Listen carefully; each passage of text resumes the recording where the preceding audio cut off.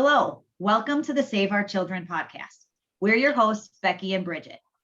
Over the next few episodes, we're going to switch gears a little bit and begin talking about health, physical health, mental health, spiritual health, and everything in between. We're starting these conversations with our guest today, Brandon Mancine, Marine vet, husband, father, personal trainer, and CEO of IAMSUPPS, a supplement company that was launched in early 2020, providing high quality protein, collagen, and superfoods. The phrase I am is a declaration, and then you become whatever you put after it. I am brave. I am powerful. I am love. We are thrilled that you have joined us today on our show, Brandon. Can you give our listeners a bit about your background? What led you on the journey of physical fitness and starting a supplement company? Absolutely. So first, I love that intro. I may hire you to do my commercial. That was spot on there. Thank you. So my background, as you said, Marine Corp Veteran. I went into the Marine Corps straight out of high school, left for boot camp 4 days after graduating high school. Definitely one of the best decisions I've ever made in my life. That summer I was away at boot camp, my friends were pretty much in one of two categories, either going to jail or dying. And the likelihood of me having been in one of those categories was pretty high if I had stayed in my hometown. Met some of the most amazing men in the world, in my opinion, with my time in the Marines. I'm still in touch with a lot of them. That, you really, when I got out, I was in, probably some of the best shape of my life. Had what I thought was a lot of money at the time. And over the 6 months after I got out, just spent a lot of time doing what guys in their early 20s will tend to do, especially former infantry Marines. So lost my health. There was this defining moment where this will tell you how old I am. We had a party and I had to get the pictures developed after the party. Hey, I'm that old too, so high five. I understand. All right, there we go. So flipping through those pictures. And take it to Walgreens, this thing with the film, and you put it in. Yeah, well, it was a disposable camera, right? Oh, even but better. Flipping through those pictures, there was this guy wearing a crazy Joker hat, like I did at the party, had his shirt off. He was pouring beer out of a keg. And I was flipping through and I was like, who's the fat guy? And I was like, wow, that's me, right? So it was kind of a harsh moment there. I went got a membership at the local YMCA there the next day. I ended up working the front desk there to get a free membership. I connected with some of the trainers there, and they kind of helped me reconnect with my physicality, helped me get back into shape. Learned about what it takes to become a personal trainer. Did that. I was in Norfolk at the time. Eventually moved to DC. It was interesting because when my first unit in the Marine Corps was an anti-terrorism unit, and like I said, some of the baddest men that were walking the planet at that time I got to serve with, and it was just a high standards environment. It was everything I had to keep up with those guys. And then we went to a fleet unit after that, and there were some great Marines there too, but it didn't have the standard that my prior unit had. So when I got into personal training, it was different. The gym I wanted to work at the time, which was Lifetime Fitness, the manager there literally told me it wasn't worth his time to hire me, right? So I had to go work at Bally's, which he was right. I just had a certification and I was training like some family members to get experience. So I went to work for Bally's for a bit to, cut my teeth. And it was no standards, right? They were literally hiring anybody because, but worked there for a couple months. And then I ended up, going back to Lifetime, applying and proving myself. And got in there, and I was able to work with, again, some amazing people who really taught me about, this is when functional fitness was getting really popular, right? Everybody was standing on top of Bosu balls and, Yep. you know, all that great doing stability challenge stuff, which can have its place, right? But I had some great guys who were like, look, strength and conditioning make people better athletes. They will get results quickly and with less chance of injury. And not only that, but it will reduce their chance of getting injured outside of their workout program. So I was really fortunate to have that and those mentors early in my career.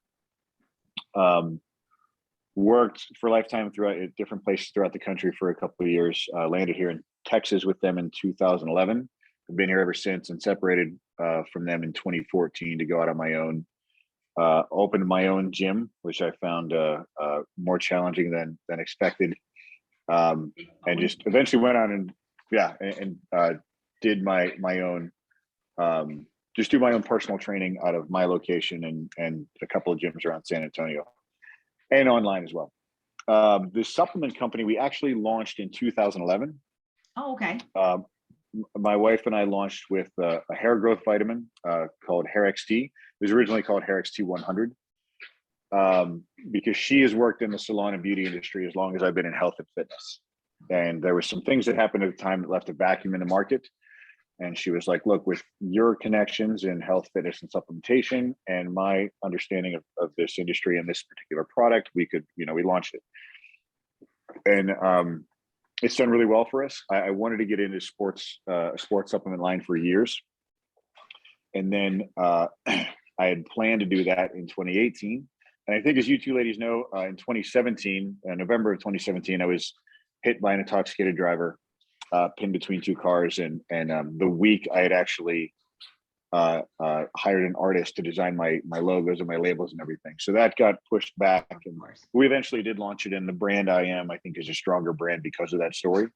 Mm-hmm. But that is the long answer to your question. And that kind of brings us up to today.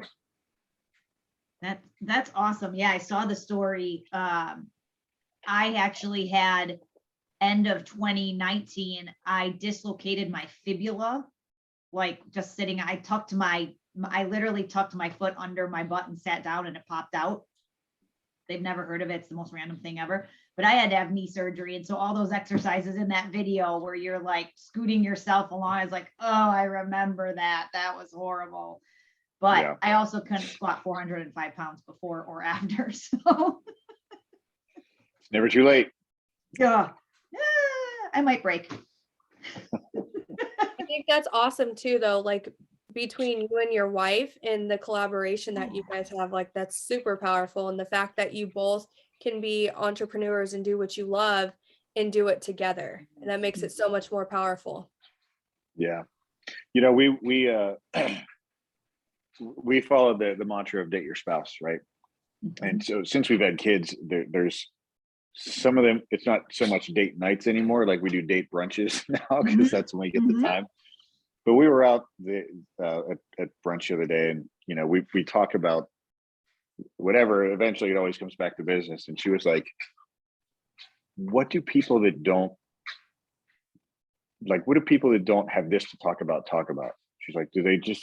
Or is this why people are obsessed with TV shows and stuff like that?" And so yeah, it's we are definitely two peas in a pod. It's not to say we never argue or anything like that, but yeah, it's I've definitely matched with the right woman for sure. I love it. Now going into mental health and fitness, as the whole pandemic has happened, just based on what your profession is in your career, how have you seen that change since everything going on? As far as, do you see more people doing personal training or wanting to get more into health and fitness? Because as we've seen, even on mainstream media in general, you have yet to see a health professional come out and say, this is how you take care of your body. This is the vitamins you should take. And it all goes back to the jab versus mental health. And even going outside. And I know that you're often talking about going outside and grounding and that aspect. So if you can just share based on what you're seeing in your industry. So there's a lot of different answers to that question. I can tell you, for one, there has been an exodus from the fitness industry. A lot of trainers, mostly trainers and coaches that have been in the industry less than like 3 years, maybe less than 5 years, have left, because the past 2 years have shown how some people are unwilling to take responsibility for their health and well-being. So it's because it's not an easy job to, and honestly, social media doesn't make it easier, because there's a lot of I can't remember his name, a famous bodybuilder who worked up the ranks, won a lot of awards, and then goes vegan, and then comes out with this whole book and line of products about how to be a vegan bodybuilder, when he wasn't. That was right. He got successful and then did that, right? And that's kind of a thing that you see with a lot of fitness influencers who have a lot of followers, is they will follow some basic principles that help make you healthy, or maybe they're even just genetically blessed, which doesn't take away from the work it takes, but some people do have advantages there. And then they'll, the Bosu ball is the easy target example there. Again, not that it doesn't have its place, but they'll launch a workout program that uses that exclusively, and maybe they have a sponsorship through Bosu, right? When it's just, look, squat, hinge, push, pull, lunge, and some rotation in there. And that's really the simplicity of a program. And then it's strength and conditioning with all the 10 physical skills that it takes to that come into play when you're trying to build a program for an athlete. But strength has the greatest carryover to all other. That's why we call it strength and conditioning for all those others, right? So what we've learned through the last what's changed is I'm having a lot of parents hire me for their kids, because it's been some of them it's become more evident about how important health and fitness is. But yeah, in terms of, so some people it's gotten more important for. Some people have just kind of just dropped it. Yeah, the divide has gotten greater between the two. And that's the one thing, like, I'm like the single person in the world who needs to gain weight, because I went on a diet, elimination diet, to figure out my autoimmune issues and do all this stuff. And I dropped 20 pounds I didn't have to lose, because that's just what I had to do. And now I am trying to gain weight, but I don't want, like, I could just go sit and eat McDonald's all the time and gain all that weight back. That's not the plan. I don't want to gain 20 pounds of fat and nonsense. I want to put muscle on. So I have to really watch my calories and up them. Like, I've got to make sure I'm getting this many calories every day, because if I then add exercise and walking, then I'm burning calories to go back. Like, I'm probably the only human in America who has that issue, but there's quite a few. Yeah. And so I'm really, it's funny, because I'm really trying to be like, okay, what's the best way to do it, and how do I, and so there's protein. But I love that coming across your stuff is like, no, we got some good quality things. And I was relieved that even the stuff that I do use, I was like, all right, it's all the things. I have my greens, and I have my collagen, I have my protein, and all the stuff. But I like, it's good to know that at least you're going in the right direction. And for me, it's really, how do I help my boys become healthier? Because 4 years ago, I was always thin my whole life. Like, I've never had that issue of being heavy, but I was not healthy. So healthy and thin don't necessarily go together. Correct. And I am now really getting into, even my son just turned 13, so he can go to the neighborhood clubhouse at the gym. And so he's like, Mom, let's go work out. And so I always try and go, even though I'm like, oh, that's the last thing I want to do. But it really, it's true, but it really instills good habits for him. It's good for me regardless, but it instills good habits for him that he's like, no, if at 13 he can go 3 or 4 times a week to go to the gym, how much better off will he be when he's 20 or 25 or 30? And so that's kind of what I am trying to do. Yeah. Well, so it's there's, again, a lot of things popped in my head there. So this, you look at, are you guys aware of like the trend in testosterone levels in men? It's going. I know they've gone down drastically. So right. So early in my career, I was made aware of it. So from 1950 to 2000, Okay. there was a 1% drop every year. And I always forget the guy's name. There was a politician that said, like in 2001, he was standing in front of Congress and he said, every man here is half the man his grandfather was. Speaking about, that trend, because from 1950 to 2000, that's a 50% drop. But then in the past couple of months, it's come out that the average 20-year-old in 2000 has a similar testosterone level to what a 65-year-old man had in 2020. The average 20-year-old in 2020 has a similar testosterone level to a 65-year-old in 2000. So that's a sharp decline. Yeah. So it's it's a lot of things. It's the trend towards fast food as and I'll put it to clients this way when they talk about fast food. I say, okay, it's not food, it's food-like product, right? And that usually hits home with how much different it is, right? And it's the prevalence of plastic in life and people microwaving the phthalates in plastic that leaks into the food and causes all kinds of hormone disruption, ultimately aromatase, which it's testosterone's coming down, estrogen's going up. So it's getting back to real food, real exercise. So again, the lifting weights with the intention of getting stronger in the basic movement patterns of squat, hinge, push, pull, lunge, and then occasionally sprinting and then getting some walks in, right? That is the stuff that connects us with the animals that humans truly are, right? And development of that physicality. And then that helps you maximize what your hormone profile should look like. As much as I haven't coached in CrossFit style gyms in a couple of years now since my son was born, but I'm turning 45 this year. Again, I had an accident that could have taken my leg 3 years ago.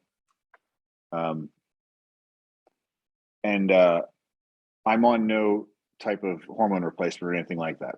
And when and my levels are comparable to healthy guys in their 20s, right? So there's guys 10, 15 years younger than me that are already on hormone replacement therapy. And like the thing I've been saying for years is, okay, what happens when that's not available? Like you need to think about fixing it naturally, because what happens when that's not available? And that's never going to happen. What are we seeing now? Every single supply chain is stressed right now, right? So I think there will come a time when it may be beneficial for me to get on some sort of hormone replacement therapy. But my goal is to push that as far down the line as I can, and honestly hope it's still available at that time, right? But I don't really want to do that until maybe I'm in my 60s or 70s. Right. I want to support healthy testosterone levels naturally. And there's really simple, not easy, right? I want to stress that it's not easy, but simple things, nutrition, exercise, and lifestyle things that can make that happen.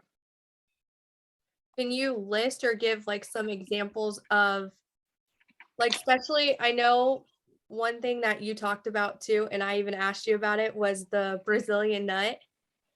and like Yeah. different benefits. Like I've taken pointers too, even like your supplements, if we want to go into that aspect and the importance of what people should take, especially greens is a big one. I know for me, when I saw one of your posts about, like, I'm not a big greens eater, but I'll do like a greens powder. And so when I saw your post, like I forget the video it was, but I was like, that's so me. Yeah, it's like, oh, you sent it to me because it's like, I don't like vegetables. I was like, yeah, I was like, that's Oh me. yeah.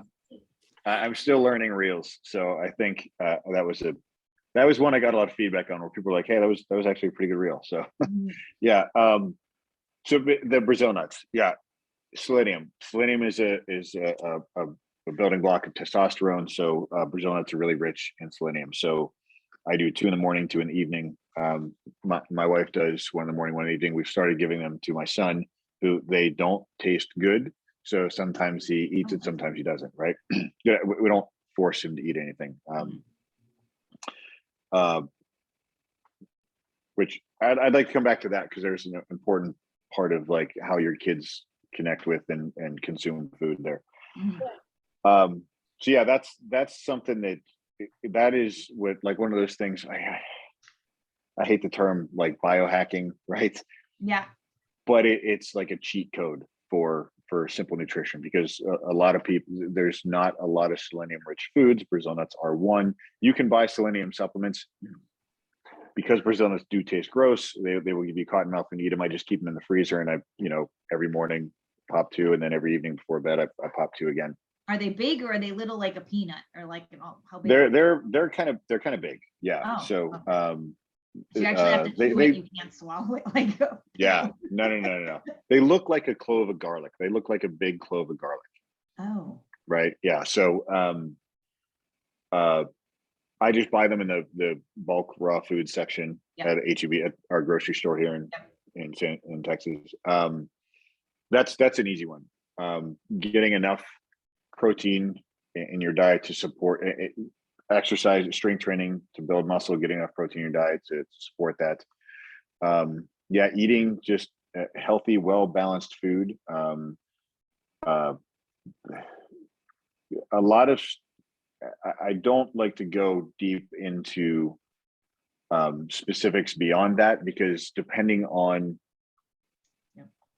any type of autoimmune issues, and that someone may or may not even be aware of that they have, it can,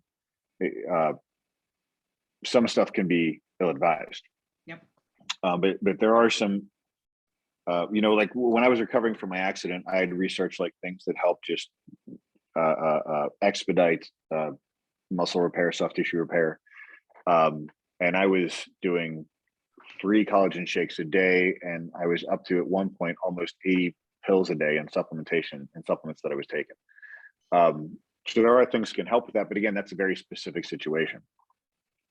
There was something else you asked. Small answer is the cheat code that pretty much anybody can use is the Brazil nuts. You're absolutely right. Beyond that, it can get, there can be, I don't want to give a blanket answer, because it can. Well, and everybody's different too. So totally. Yeah. That's fine. Do we want to go back to the kid, what you were kid going to say about having your kids eat? and food consumption? Yeah. So when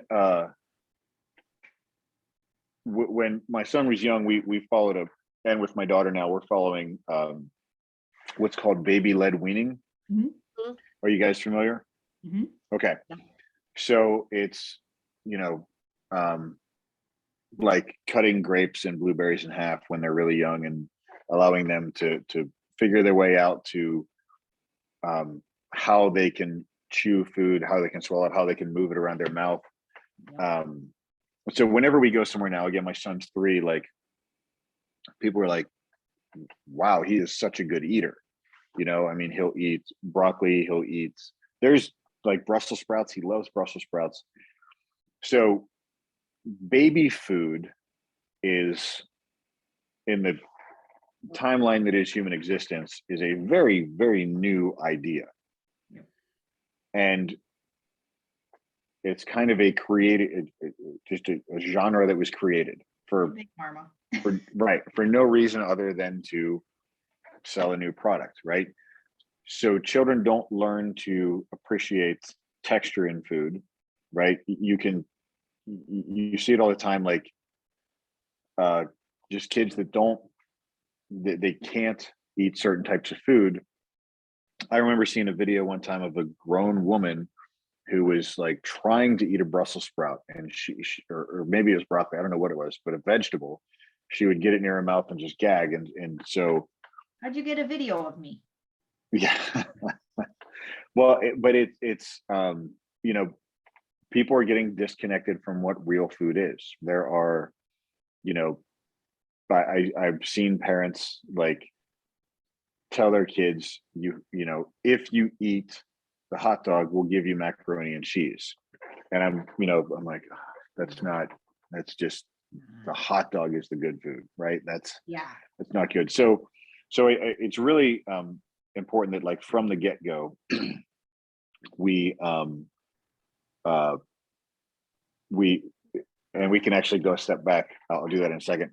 From the get-go, we teach kids like to eat real food, right? And I'm not saying my son never has a cookie. I'm not saying my son never has candy. He of course does, but it's very, very limited. But we make real, the whole, organic as much as possible food. And I know that not everybody has the option to do that. I realize we're very, very fortunate, very fortunate to be able to have that as an option for us. But real food is the biggest, most important part. But then taking that step back further, Dr. Shauna Swann, are you guys familiar with her at all? I've heard the name. Yeah. So she released a book called Countdown, which was all about the decrease in testosterone in men over the last 75 years now. And she talks about like how it starts in utero. So we had read that book right as we were deciding to have kids. And we were really strict with, I say we, my wife was really strict. As if you were whipping her. Like, Right. "Don't do No, I that." can, let me just go ahead and jump on and take all that credit, right? She was really strict through both pregnancies with the food she ate, how she exercised. And, we started my son in his preschool early. There was a point when it was a school that a friend of ours used to teach at, and we were looking to apply to get him in there, and there was just, like, because of where his birthday is, there was this time where we could get him in really early at 18 months. And because we knew her and we really trusted all the teachers there, we put him in. And even as the youngest, we would get feedback all the time, like he was the ringleader. And you go and you see him play in the playground with often kids that are older than him, and they will follow him around. Like it has an effect. And to see him in that, it's evident that all the, what we've been doing to raise him to be I want him to be, a strong, good man. And it's, so far it looks like he's headed in that right direction. Yeah. He's got a good father figure, so I'm sure that absolutely helps in that Thank you. situation as well. And yeah, I wish I knew, like I said, my boys are older and I wish I knew all this stuff. I just came up across it the last 4 or 5 years. I can't beat myself up about it. I didn't know what I didn't know. So it is what it is. And Right. I think that's, to other parents, that's exactly it. Like, you start now, because any change you can make right now affects the rest of what you have. And for me, especially with my boys, because they were older, it's a little bit harder to get them in the, like, you need to eat this world. But it really is, okay, we're going to make some of the similar foods, but like you said, we're going to have organic meat. We're going to have clean versions of spaghetti sauce or whatever it is. We're going to have good versions of what we have. So basic same meals, in some instances, better versions. And so even now they're like, this doesn't taste right. I'm like, it's been 4 years, like, get over it. Right. Well, so if I can give you some advice there Please. from a coaching standpoint, right? Because I can draw a perfect program up for a client, right? Mhm. They might not follow it. So Right. this is where the coaching side comes in. So I had a client that I worked with years ago. She had hired me recently to start training her son, right? And so the Brazil nut thing, right? We were talking Yep. about that. And it was like we built a list of things that he would start being incorporated into his life. And so she would go and she would get the Brazil nut and she would have it set out for him. and he wouldn't eat it, right? So and I had talked to her and she brought up, or I brought up two things. She said, one, don't give it to him, right? There's no, if you just lay it out, it's there, take it or leave it, right? There's no sense of buy-in. They have to,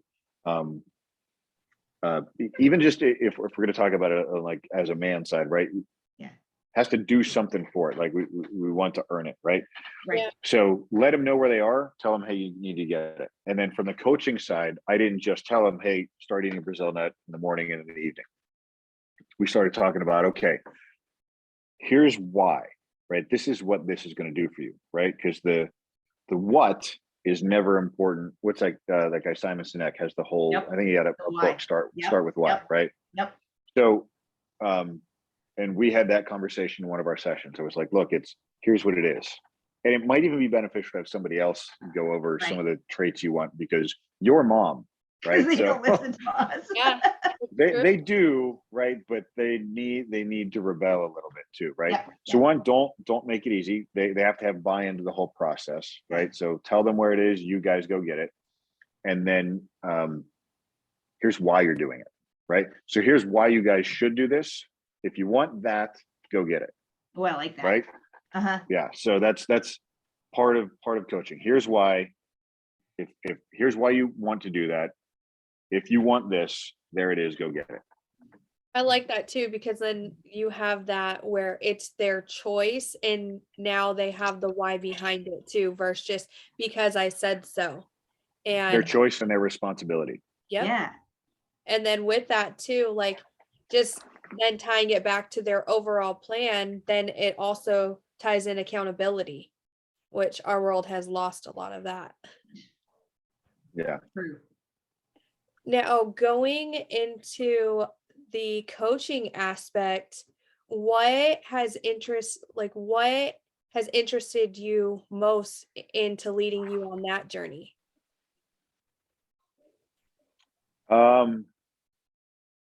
That's a great question with, again, many different answers. I can tell you the first thing is when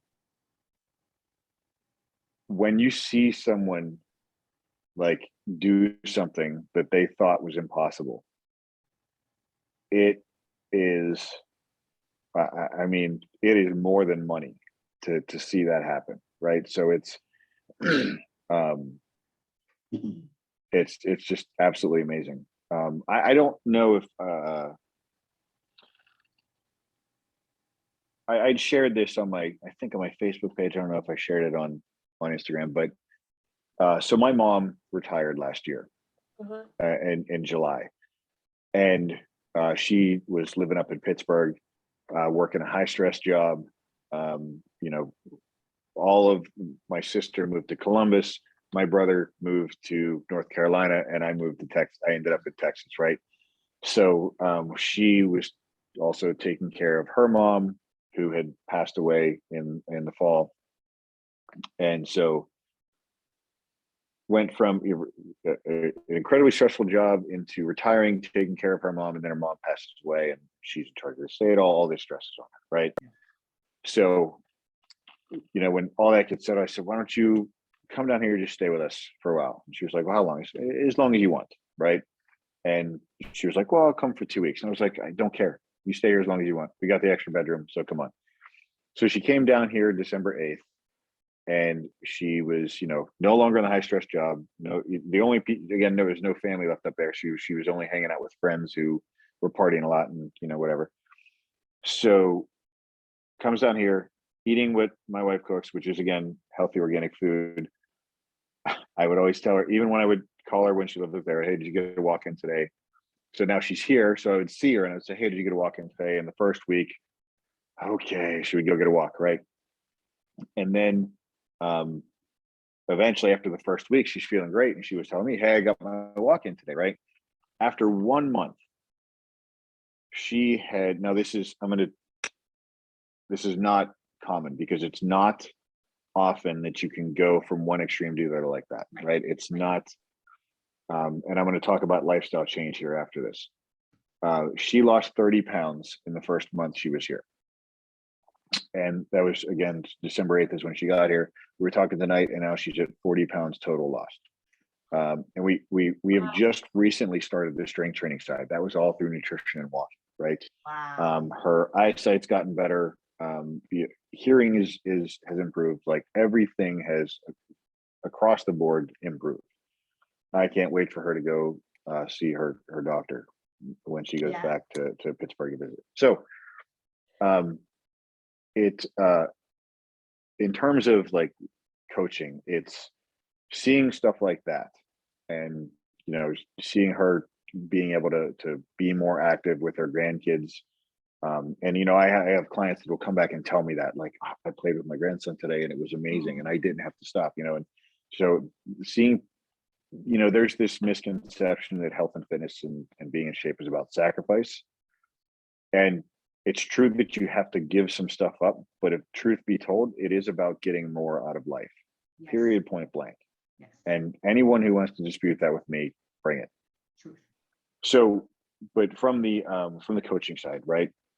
And what I said about not liking the phrase lifestyle change, it's because it implies that you make this change and now all of a sudden it's easy and you're in shape and you're healthy and you've made the change. So you changed and now it's all good. And it's not. Again, it change is difficult. So I always like to tell people, look, it's about lifestyle evolution. We are going to take a few small changes and we're going to make them now. And we're going to build them into habits. And then once they are habits, then we're going to take a few small changes and we're going to build them into habits over, it may be 3 weeks, it may be 3 months, right? But what's great about that is as you get those first habits going, like my mom was resistant to walking in that first week, right? And then she started feeling better. And then she was telling me, oh, look, I got my walk in, right? And then she was like, everything was going great. She was saying, I'm never hungry. I don't feel like I'm losing anything. I'm gaining so much. Hey, when can I start strength training? Right. So the changes become, now doesn't mean the workouts are going to be easy, right? There'll be a certain amount of challenge, but it makes as you get results, it makes the change easier. Mm-hmm. That's probably been the biggest thing for me, because I actually went super, had to do super lifestyle change. I wish I was like, oh, I get to do a little bit at a time, but they're like, nope, you cut out everything that tastes good and you don't eat it ever again. And I'm like, that's awful. But now I wish I could bottle up how good you feel after you do it. When you have to eliminate sugar for an entire month, when you have to eliminate grains for an entire month, when you have to eliminate anything that keeps your life force for an entire month, you realize like, oh, this is how I'm supposed to feel. Like, this is how good your body's supposed to feel. And now I feel like, because it was such a night and day difference, now 4 years later, sometimes I feel like I'm doing it wrong because I still feel good, but I don't have that like, oh my God, I feel amazing sort of thing. But that's just the state I live in, which is different. And so, but the problem is, like you said, it is not easy. It's simple. There's things all you got to do is cut out anything that keeps you alive. Just kidding. That is fun, and suck all the life out of you for a month. I'm just kidding. But it takes effort. It takes getting up and doing it. It takes not going through the drive-through of your fast food. It takes going into the grocery store, shopping the perimeter of the grocery store, staying out of the aisles, making sure you're getting all of the good things. That's not easy. That's hard. It's hard to read all of the labels on what you want to do. And it's hard to have to make dinner when you're not used to making dinner and all those things. But if people, even for a glimpse, could feel how good you're going to feel when that happens, they would do it so much easier than what they do now. Yeah. It takes planning. And to your point about, I wish I would have known how good it would feel. Like, that's what I tell people about when you don't want to work out, which is me most mornings. I tell people that too. Like, I don't want to go work out. I want the after result. And I remember that. And I had a conversation with someone this morning. There's all these cliche phrases that are out there. Like, it's not about being motivated, it's about being disciplined. And while that's true, some people need a little bit expansion on that. So the discipline for me working out is my workout clothes are laid out the night before, right? I built the gym in my home, so I don't have to drive, but I wake up, I don't want to do this workout, put on the clothes, one step at a time, put on the workout clothes. All right, go downstairs. I'm going to do the first 3 sets. And if I don't want to do anything after that, but then the endocrine system responds. Your hormones are just a response to your environment. And those first 3 sets turn the motivation on. So it's the discipline to do the things that are going to get you to the point where you don't need discipline anymore. Right. And it's, so after you start feeling good from those changes you made, you don't need that anymore. You want the good feeling. So you go do the thing that gives you the good feeling. Yeah. That makes me feel good that you still have to fight that every day and you do it for a living. So, and that's another, again, what social media does for fitness. People post the highlights and they think, oh, well, if you're looking at that, you're like, I'm not motivated like that person is. No, that person's not motivated either. Like, they didn't post they just took the end picture. The 15 takes they took before the one they used, right? Or Right. Yeah. Filters. Yeah. What's that? Or filters. Filters. Yeah. There's so many filters and such a facade on social media, especially when it comes to like the females, and well, it happens with the guys too, creating their shapes. But even for females, like I would say, especially when it comes to like creating the perfect butt and perfect little hourglass shape, and it's like half of these people have surgery. Don't let them fool you.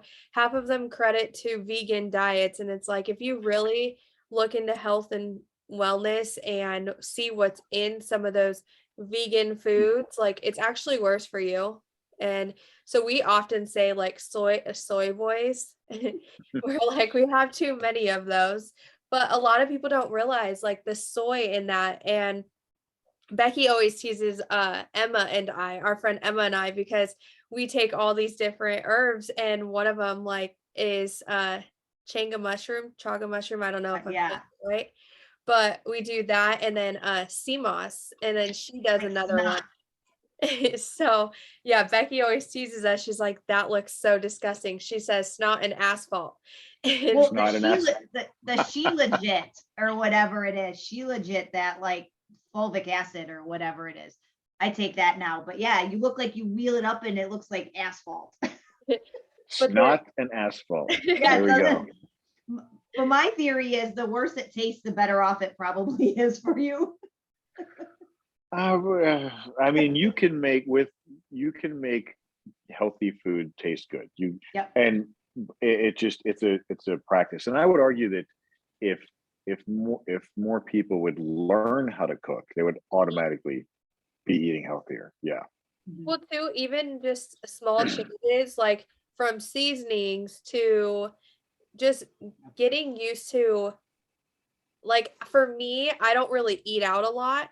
So then when I do eat out, like, I still order from the kids menu, because I'm like, like, something about it is just different. Like, you don't have the seasonings, and then just like the way that it's cooked and the textures and stuff, like, my body doesn't respond well to it, just because I don't eat out. And then another thing with me is like right now I'm super congested because for me, like I'm so go and like committing myself where I forget like, hey, don't forget to take your vitamins, or I'm just like, okay, go. Don't forget to go to bed. Don't forget to sleep. Rest is a big one Yeah. for me. Like I stay up super late and then I'm up super early. So sleep for me is like a big one. And just even remembering like when it comes to working out or no matter what in your daily life is going on, like your body, to listen to your body and to rest. So like another thing that I noticed too when it came to like the whole pandemic, um I've always been huge on holistic and using a lot of herbs and everything in the kitchen. And so when it came to a lot of people getting sick, I was like, well, I'm not taking that medicine, but I'll give you some remedies of what you could use. And so it's been interesting to see like so many people would always tease me like, oh, why are you always doing this or da da da da. And I'm like, I'm never really sick because I do it as a routine and I do it in like my daily life. And so many people think that you have to make this drastic change, but it's like really just look at your labels or use your food, and that will adjust so much because once you fix your diet and what you're taking in, that will make not only you feel better, but it'll create change in your overall health. Absolutely. Yeah. I mean, again, I mentioned before about cliche sayings. There's probably one of the oldest ones I can think of is you are what you eat. And if you're eating, cheap, easy, fast food, that's what you're going to be, right? Mhm. And then, even like just if everybody has 24 hours in a day, right? So if you're always getting fast food,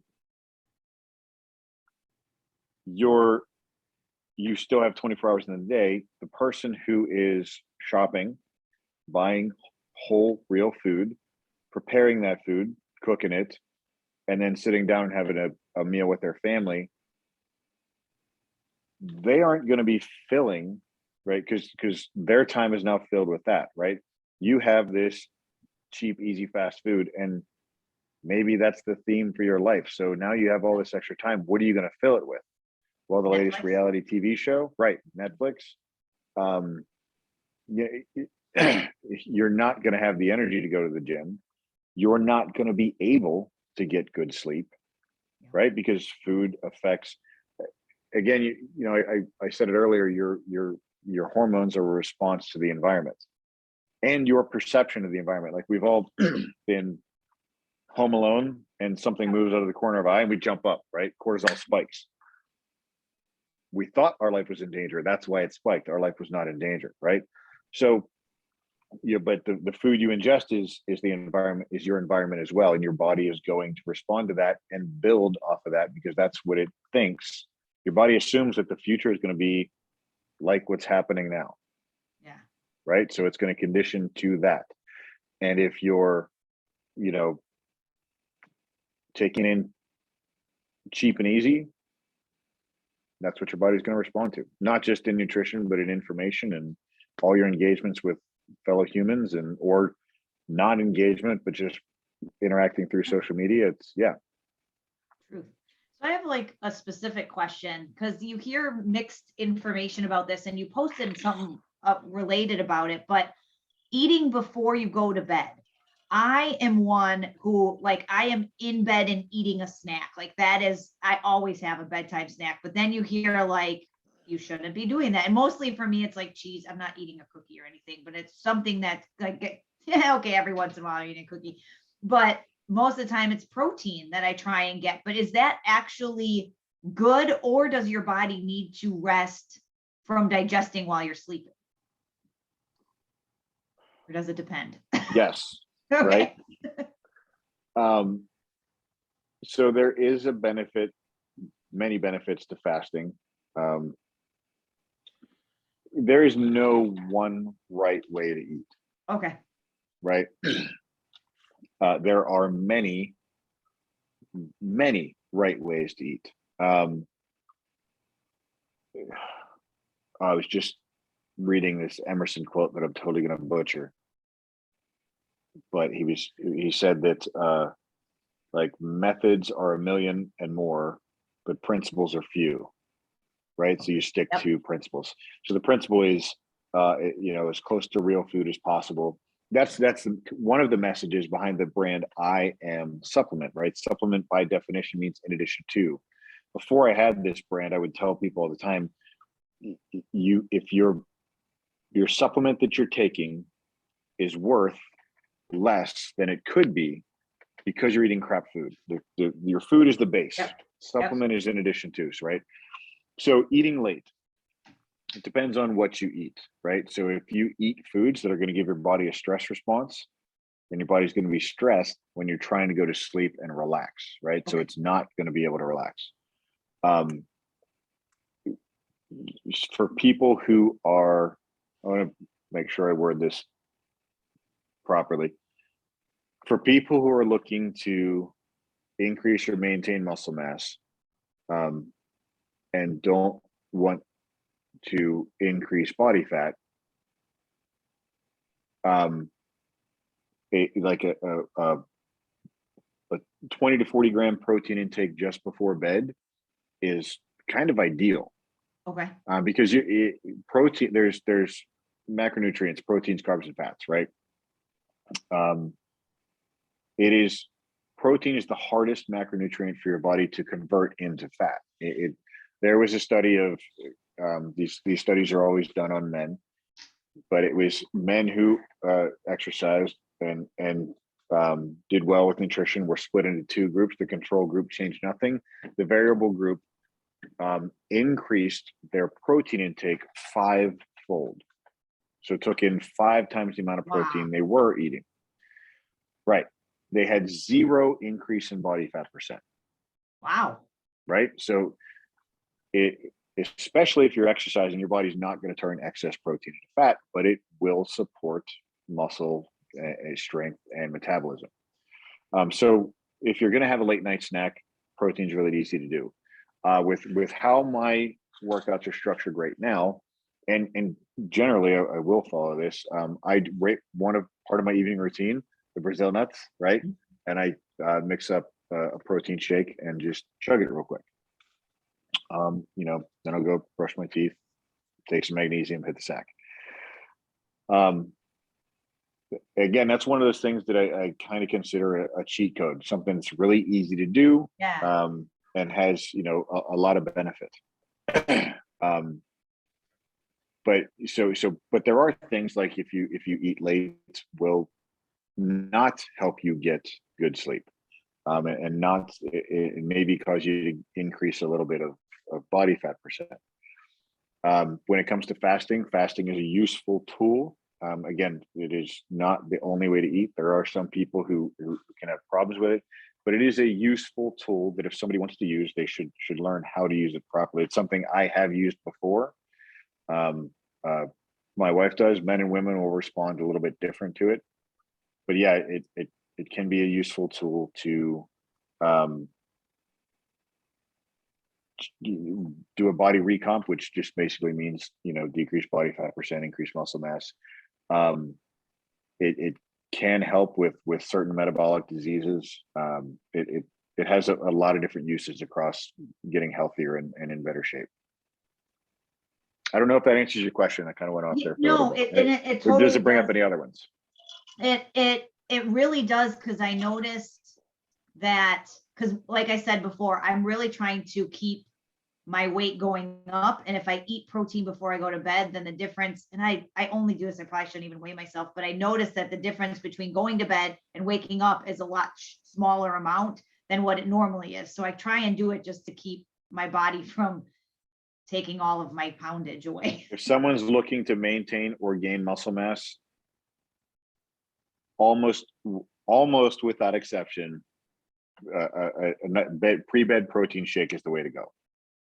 It's an easy thing to add in there. Yeah. Well, now when it comes to those listening, if they want to start small, as simple as just going for a walk, what would be like, I guess, the average, like either distance or time? Like when you were saying how Great question. I love simple. Again, it's not going to be easy. And this is a protocol that I incorporate at least once a year. Normally more than that. I've been doing this for, I can't remember if there was some track coach that had this protocol for his athletes. And we're talking like the best runners in the country. But basically, you set a timer, you take your phone, you set a timer for 7 minutes and 30 seconds. There we go. Oh.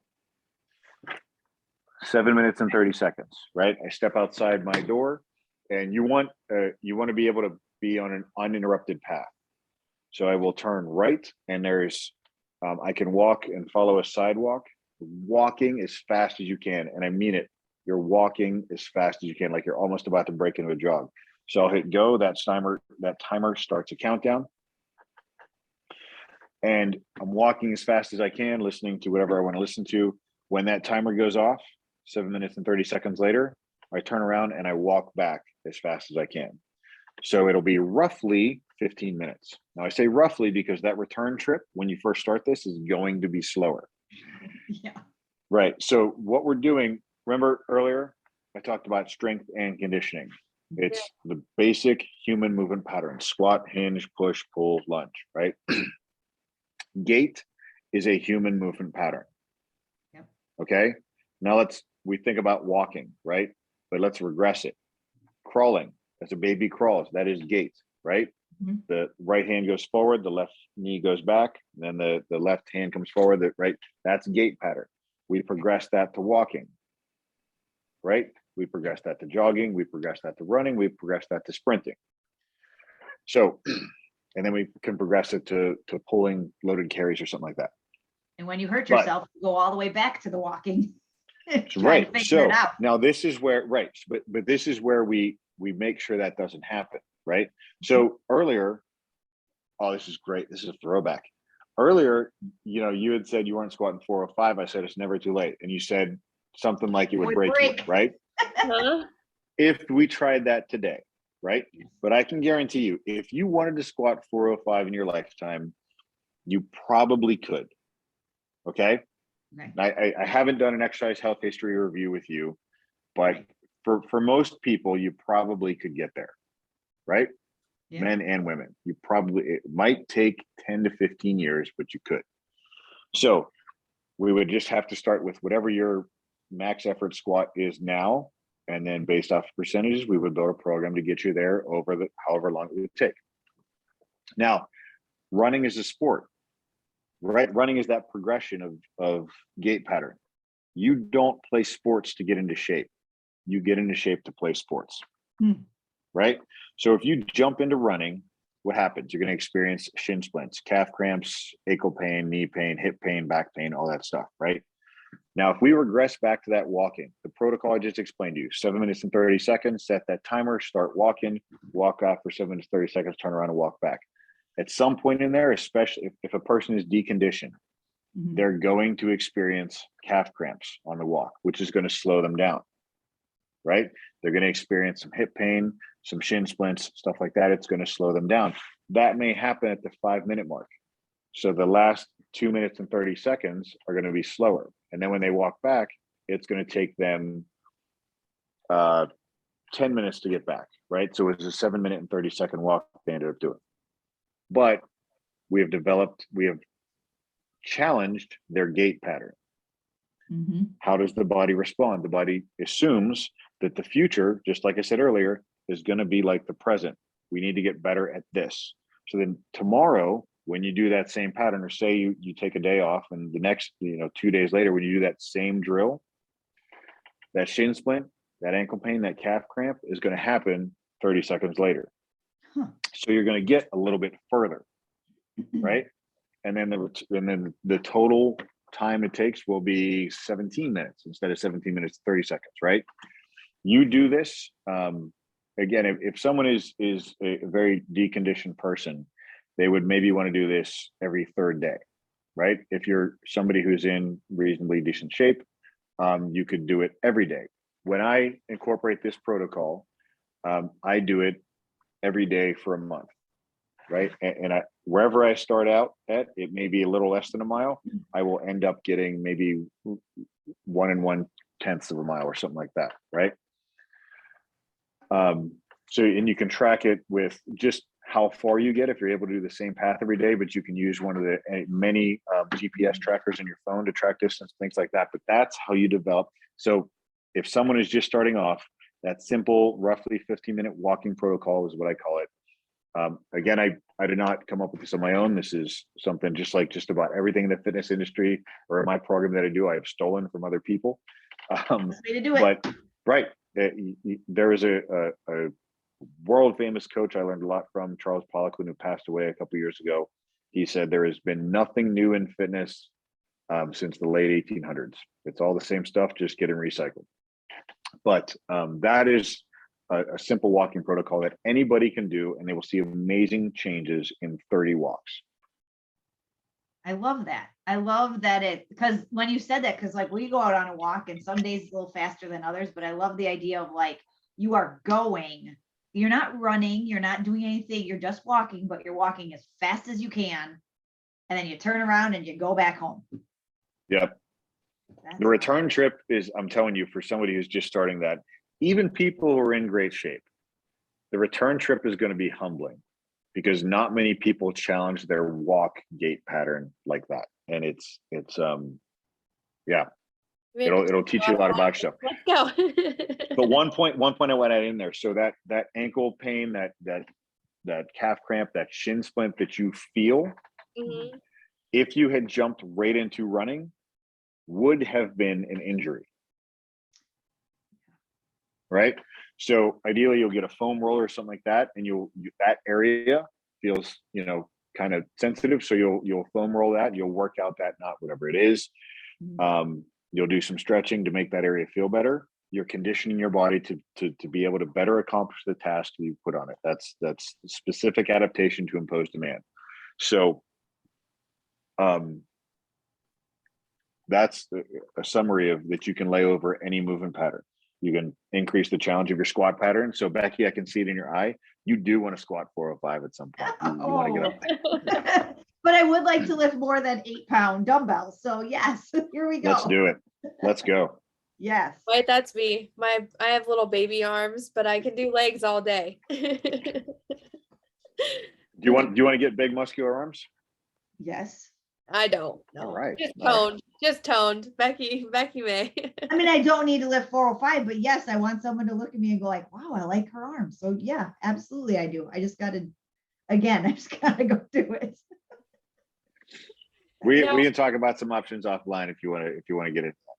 Absolutely. Please, I'm going to call you. All right. So next time when you see Becky, she's going to have these all fit arms. I'm going to like Popeye. Rip the sleeves off that grateful shirt. You heard it. You heard it here first. Just give it right. IAMSUPPS, Brandon. Yeah. Going into mindset, because oftentimes so many people get into their head about things, especially when it comes to fitness and just that overall lifestyle change and how that's tossed around so loosely in the fitness industry. And so many people just hear that and they're like, oh my gosh, I can't even start because then I have to literally change my whole lifestyle and break bad habits and literally learn to adjust and recreate a new habit. So when it comes to mindsets, what are a couple of negative mindsets that when it comes to coaching that you've heard that you've tried to teach people to kind of reprogram their brain and let go of? Because I know another one too is fear. Okay. You're right. Sorry. When you're asking these questions, like I said, a lot of times there's multiple answers. So I'm trying to. We Okay. can brag up like this. Well, it's. I mean, so yeah, I talked earlier about the difference between like programming and coaching. Mhm. So the etymology of the word coaching goes back to the Victorian era when people wanted to get somewhere, they would call a coach, and they would get in the coach, and the coach would take them to get them from where they are to where they wanted to be, right? That's where the word coach comes from. And that's in coaching what you do. So let's first, a friend of mine, she's a therapist, she just shared this today. She's like, she talked about like when you hear internet comments, right? So somebody does a snide comment on something online and you laugh at it, but then it like stays in there, right? And you think about, well, why can't I get rid of this? Well, it can be rooted in, something from your upbringing, a bully you dealt with, a less than good parent or something like that, right? So it's being able to recognize that and build positive self-talk, which there's a lot more to it than the little summary I just threw out there. When I sit down with a potential client, when somebody says, hey, I'm thinking about hiring a trainer, I always say, okay, we need to start with a consultation to see if we're a good fit, right? Because I need to work with the right person. If I've bodybuilding, right? We talked about a little bit about it earlier. I'm not a bodybuilding coach. I had a woman that wanted to hire me, and she's like, yeah, I want to do stage competition. I'm like, okay, it's not what I do. I guess I could, but I don't really get it. I see bodybuilders sacrifice health for a look. I don't care about it, right? It's not easy. It is very challenging, but I know people who are better suited for it than I am, so I would refer them, right? It's not just about, or can I convince you to hire me? It's, are we a good fit? Yeah. But anyway, but the first thing I talk about when I sit down with somebody who is thinking about getting into a program is support system. So I'll ask, who are your supporters, right? And typically they'll say family, husband, wife, whatever, friends. But I want them to give me specifics, like tell me about, it could be a roommate, right? Significant other, whatever. I mean, or a friend they have that works out who has inspired them. Okay, awesome. I need you to go to these people and tell them what you're doing. You're getting involved in a fitness program and your support is important to them, and tell them why it's important. What do you want? We're going to talk about goals later. Everybody wants to talk about goals first. We're going to talk about this later, but I need you to explain to the people who are important to you, who are going to be seeing you more than I am. I need you to explain to them why this is important, because they need to be your cheering section. Mm-hmm. Next thing we talk about is the detractors, because you're going to have those people that are going to say, you don't need to work out. You're perfect the way you are.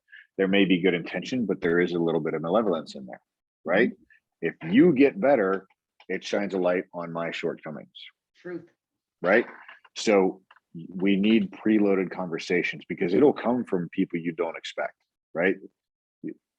So we need those preloaded conversations to say, look, similar to what we've told the supporters, this is important to me. So I need your support. And if I can't get your support, I need your silence. So that, like that. That is, it's because it's easy to say it's about a mindset, but again, the world will throw every obstacle at you, and you can't maintain that mindset without a support system, right? What's great about it is, as you build that, you get to be other people's support system as well, and then that can have a like compounding interest effect. Absolutely. So wait, there was like one other one. Oh, so you talked about fear. Back when I used to blog, I wrote an article called Fear and Judgment, aka Your First Time in the Gym. And I told this story about a client I had. This was back in 2009 when I lived in Virginia. And she was going through like a reinvention of herself. And it was awesome to witness. And so this was, like I said, 2009. So I'd been a trainer by this point for like 8 years. And like I prided myself on, I change lives, right? Right. And, you know, we would, we were talking about in this one session about weird things we see in our jobs, right? And at that point, having, you know, been going to gyms since the 90s, but working in gyms, you know, for again, almost, you know, 8 years at that point, I'd seen some weird things happen in gyms. So and her job, she'd seen some weird things as well. Right. So we were going back and forth, and I'd told people this before, but I was like, oh, I got her. I was like, you're not going to be able to top this one. No matter what time you go into a gym, it can be 6 a.m, 2 p.m, 11 o'clock at night. It can be 1 a.m. Next time you guys go in, watch this. Look around the parking lot. There's going to be someone sitting in their car in the parking lot. Again, I don't care what time it is. If the gym's open or about to be, somebody's going to be sitting in their car. That's true. And they may be in there when you come out as well. So I was like, nothing weirder than that. What are those people doing? Are they stalking somebody? And she was like, no, I know what they're doing. I was like, what do you mean? She said, that was me for 3 months before I joined this gym. I would pack my clothes every day. I would go to work and I'd be like, today's the day I go in the gym. And she said, I would drive to the parking lot and I would sit in my car because I couldn't go in the gym. And I had like this existential moment where, like, again, I said, like, I've been priding myself and I changed lives. I've been walking past these people casting judgment, just like, what's this weirdo doing? Right. They were at the edge, like ready to change their lives. And the heaviest weight in the gym is the front door. Yeah. Right. Once you get past that, the rest of the way it's easy. That's most certainly true for your first time, but like we talked about earlier, it's true every time. You just got to get in there, right? And we had talked about strategies about how to do that.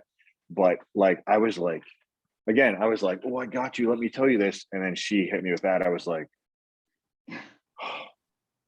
Yeah. So it was kind of a slap in the face for, you know, how impactful can I be as a coach, as a trainer, and yeah. So it's the mindset thing. It's, if you're moving towards something worthy, you have to remember it is going to be scary.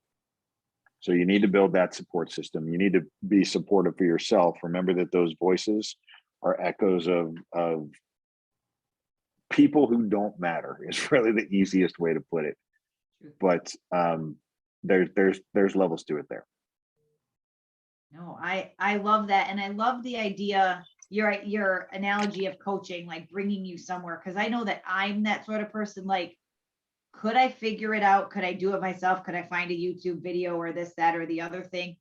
I could, but I really am one of those people that I'm like, I need that accountability. I need someone to check in, and I need someone that knows what the hell they're doing and can have that interaction with me, because that's what I found when I was in physical therapy for my leg. That's what I found the most beneficial to me, is when you're like doing squats and my physical therapist would look over and be like, how about you back your butt up a little bit and try that again? And I would do it. I'd be like, yep, you caught me, like, son of a bitch. Like, now it hurts, thanks. And so stuff like that you can't see that you're doing it wrong, or you like just those tidbits, like, hey, when you try this, you should feel, I'll say pain, but I don't mean pain. You should feel it working in this area. And if you're not, then try this. And that's always really helpful. Yeah. One thing I say with my clients, they'll say, well, where should I feel this? I always say, well, where you should feel it is never as important as where you do feel it. So let's start there. Right. True. But yeah. And you know, the thing about coaching is any good coach hires a coach. Like I'm again, because I've been in this industry for almost 20 years now. And I've been able to work in different parts in the country. And I will usually hire coaches to write my program for me. One, because I don't want to write my own programs. I write other people's programs a lot. Right. But then I also, like, you know, I'll be like writing all these different programs, and then I'll have someone write one for me and be like, oh yeah, Cossack squats exist. Let me incorporate those. So I get to learn and be reminded of things that I, could help my clients that I maybe haven't been utilizing. So, and just like you said, it's good to have that accountability aspect as well.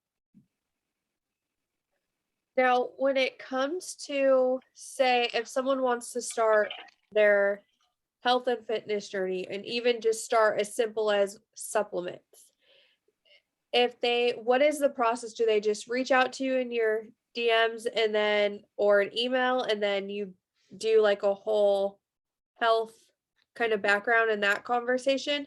Because so many people, even just starting with supplements, don't really know what they should be taking or what's the best place to start. So if you can just kind of walk us through that process and what you do if someone is listening and interested in starting there. Sure. Yeah. So the first thing I'm going to say, most people might expect, but you don't start with supplements. It's supplement, again, means in addition to. They can be useful tools, but we start with real food. As far as I know, I'm the only guy in the supplement industry that says that.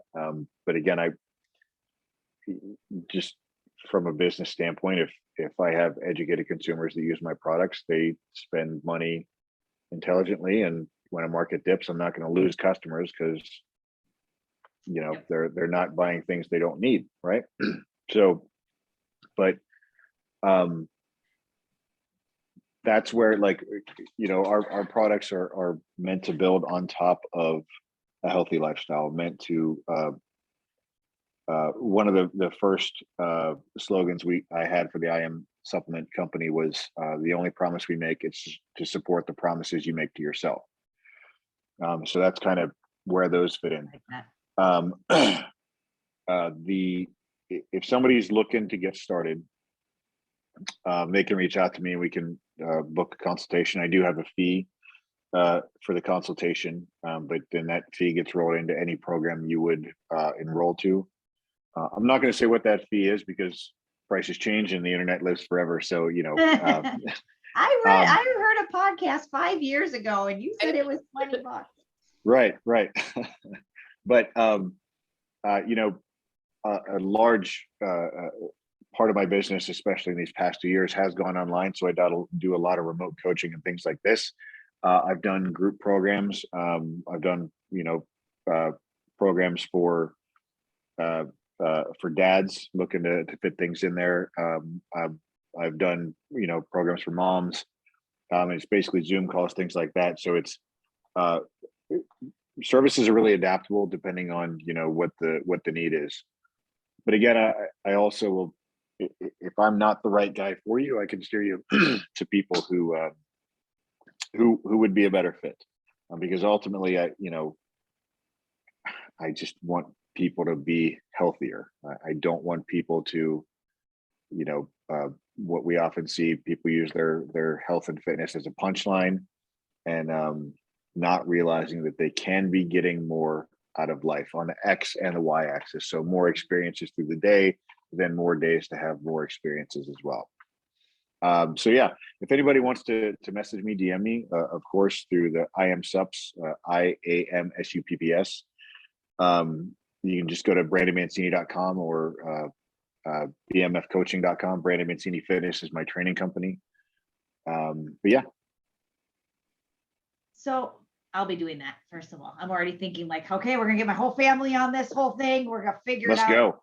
Well, because my boys are, like I said, are 13 and 11. My younger son plays club baseball. My older son is in baseball, but he's also barely 5 feet tall and looks like his mother. So he's really like dangly and skinny, but he doesn't want to be. And I mean, obviously he'll grow when he grows, but looking at, okay, how do we make everybody just better? But I do have a question on that for our listeners. I don't want to say at what age do you start working out, but because always, but what are things that you can do with your kids that go back to those principles of what you were talking about? Or is it just as simple as going and playing at the playground? So yes, again, yes to all that, right? You ask great questions because the answer is usually yes, just to everything. Good, I'm glad. But So yeah, I so back to the coaching thing, right? I don't know if we covered this, but the way I met my wife was she actually hired me as a trainer Nice. back in like 2002, 2003, I think. Yeah, so I always joke that she used to give me money and do what I said, and I messed that up somewhere along the line. Yeah, you did. But no, but as we we grew into a relationship and dating, and then eventually, obviously, got married. Like there was a point where working out wasn't. We couldn't work out together, right? Because I wasn't her coach anymore. I was her husband. Yeah. So and maybe a critique in the middle of a workout where maybe she's for whatever reason doesn't want to hear it from me, right? So somewhere along the line I learned, okay, I need to hire a coach for her, and then my role is just to high five. So yeah, whenever I can, I take my son to the park. We enrolled in a I'm not affiliated with this company at all, but they're an amazing company. It's called Kid Strong. Easiest way to explain it is like it's CrossFit for kids. But the coaches there are amazing. They incorporate things to help kids build confidence. Like they ask the kids their name at the beginning of class. They make them make eye contact and give their name. I like that. They have a mantra of all the kids go, I am strong, I am brave, I can do this, right? And so when my son is having challenges with something, we'll say, remember, buddy, you're strong, you're brave, you can do this, and that works. So it's getting getting the right coaches and then playing the right roles, right? So we talked earlier about you might not be able to tell your sons the right thing because you're the mom, right? Yep. Now, of course, there's a time when you're like, okay, I'm the mom, like you guys need to listen to me. Mhm. But then having another voice and then being the cheerleader of, hey, even so, again, I've hired trainers for my wife, and we do work out together now. I mean, but sometimes she's actually following a program that I wrote right now. But when she would come back to me and be like, oh, Zach told me this, maybe it was something I had said before. Okay, that's great, good job, high five, right? Because that's my role there, right? So playing the right role so that they can become the person that they want to be, right? And that's being that part of the support system that I talked about earlier, where you need to build that support system for yourself, and you need to maintain that support system for yourself. Then you need to be and maintain that support system for the people that are supporting you as well. So it's yeah.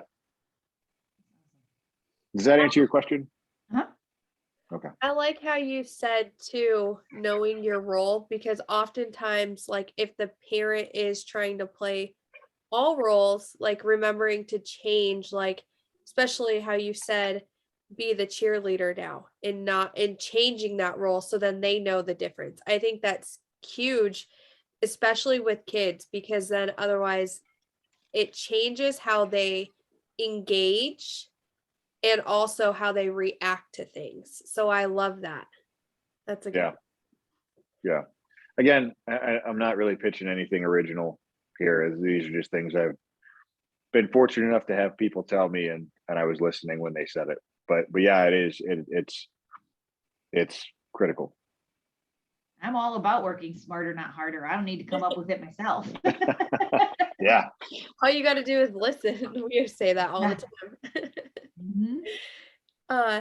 Now, when it comes to, I would say, mental health, especially when we see the way of the world right now and mental health going down, like it's horrible. When it comes to mental health and even just tying it to health and wellness, based on, let's see, how do I want to word this? Based on what you've learned and from experience, like for yourself, if you're having a rough day and you're just in that I don't feel like doing anything like mentality. What is some techniques or something that has helped you be like, no, I have to get this done and hold yourself accountable? And I know to each his own, that's going to vary, but someone listening Yeah. might be encouraged and inspired by something you say. So,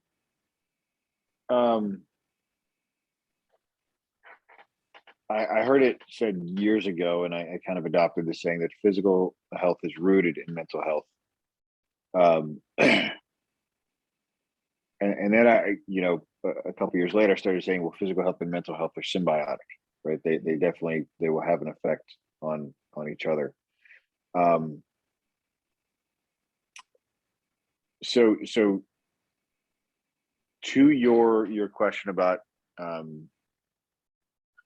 what do I do if I'm not feeling like the latter part of your question, what do I do if I'm not feeling like getting the workout in? Well, I will commit to the first few sets. I will do the first 3 sets, right? So, or the first 2 to 4 sets, whatever the first exercise calls for. I'm going to force myself to do that.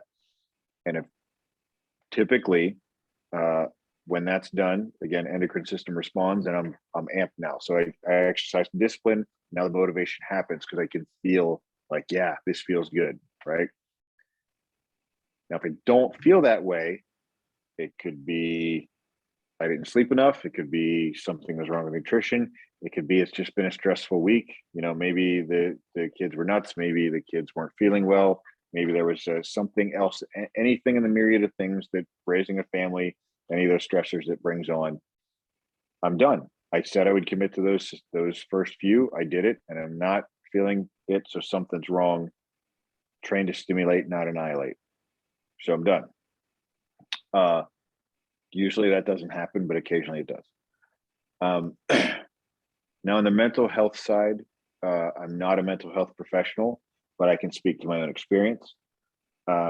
Shortly after my son was born, I started seeing a therapist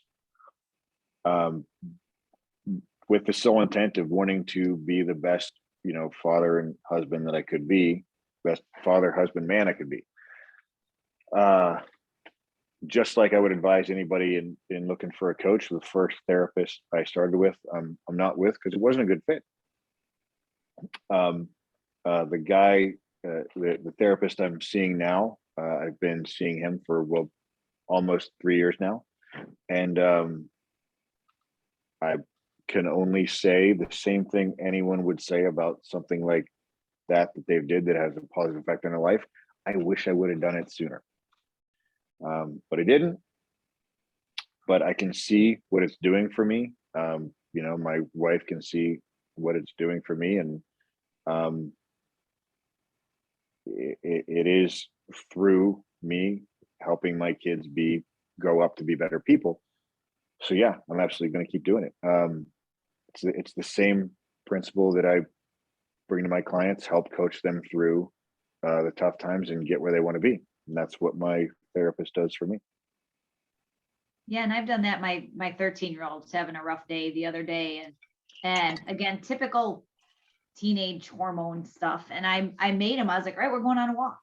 And the whole walk, he was grumbling and he was mad that we were the whole way. But the whole rest of the afternoon, he was in a better mood. And I was like, see, that's what getting outside and moving your body will do. Is just, yeah, you're going to be mad about it, whatever, but at least you start feeling better as the day goes on. Yeah, good job. Love that. We try. I know. Oftentimes I'm always like, no, like tablets, like take a break. Phones down, Yeah. tablets, go outside. The importance of going outside. I know I often hear you even talking about that, and Absolutely. what it does to the body, literally. We'll go and sit by water, or Becky and I are always talking about grounding and sunlight when we have it. Today was gloomy, we had rain, but yeah, we often talk about that, and even we're tree huggers. Yeah. I mean, when you go out in the sun, you feel that tingling on your skin. That is sunlight turns cortisol into vitamin D. That is energy happening in your body. It's not just, oh, a cool feeling. I don't think I knew that. And my degree's in biology. Not that I have all that much stuff, but I didn't know that that was what. Okay. Did I say cortisol? I meant cholesterol. Oh, well, either way, I didn't know that Okay. either, but Yeah. that's awesome. We learned something new today. I know. Good outside. Well, I mean, I knew that being in the sun was good, but that I did not know. That's awesome. See, that's one of those moments there that, again, the internet lives forever. So like 20 years from now, somebody's going to pay a quote of me. Right. Totally wrong. Whatever. Your body turns something into vitamin D, and vitamin D is good for your immune Sunlight system. is good. Sunlight is good. Soak it all up. Thankfully, we live in the valley of the sun, so we soak it all up. Yeah, Except in it's July. 32 degrees here in San Antonio right now and cloudy. So It's 46 and rainy in Gilbert. Ugh. Mm. Turn it up. Turn it up. Make it summer. Yeah. Right. Now, if you can list where our listeners can find you on social media and website, we will make sure to link everything in the show notes, but just anyone listening, and if they're can remember it off the top of their head and want to follow it, where can they find you? Absolutely. So on Instagram, IAMSUPPS, IAMSUPPS. And then the website is the same, IAMSUPPS.com. Our other brand, HairXT, hairxt.com, and HairXT on Instagram. My training webpage, which my personal Instagram is I am Brandon Mancine. My training webpage is Brandon Mancine Fitness, or bmfcoaching.com is probably the easier way to get there. You can always message me through any of those social media accounts. Any questions you have, I can get back as quickly as possible and answer to the best of my ability. Perfect. Thank you. And I'm going to put you on the spot. So Let's go. If you had the world's attention for 30 seconds, what would you say? Get strong and do stuff. Yeah. Dang, you've been the quickest to answer that. Like off the top of your head, That's by far awesome. out of every guest we've had, you've been the quickest to do that. That's my my hashtag. Somebody's going to steal it at some point, but I developed that hashtag years ago because, you know, I've talked throughout this podcast about strength and conditioning, and you know that's really what exercise is, what training is. But I put it for the lay person as get strong and do stuff. The simplest way to have the biggest bang for the buck in your exercise program is to focus on increasing strength, and then go do stuff. And then from the rest of the world side, like that person sitting in their car in the parking lot wanting to go in the gym, you have to get strong in here, right? So get strong and go do stuff. So yeah. Love it. I love that. I'm definitely playing back a lot of this, taking all those quotes, and I'm just going to start making little captions and just tag you. Tag away. We got some. Thank you, ladies, so much for having me on here. This has been it's been a great interview, and I appreciate y'all having me on, and your interview skills as well. Thank you. Thank you. Appreciate that, and thank you for talking to us. I know, like I said at the beginning of this interview, we're really trying to make sure that we get all of the resources available for really saving our children. How do we save the next generation physically, mentally, spiritually, emotionally, so that we can have strong kids, strong people move into the next world? We need them to help get this world back. Yes, ma'am. Appreciate it. And again, thank you. And if there's anything that we can do, if you have any new drops, anything going on with your business and you want to come on our podcast, do lives, know that we're always here and here for all of it. So feel free to reach out and we're definitely here to help. Yes, ma'am. Absolutely. Let's go. Everyone has a story. Together we must rise for the children. It starts with one person. It starts with you. Remember, we all have a story. You are not alone. Be bold, be brave, be your own kind of beautiful. Stand tall, speak your truth, and the world will adjust. They can't take your voice. It's never too late to do what's right. Survivors, as always, we hear you, we see you, we stand by you, sending you love, light, and blessings.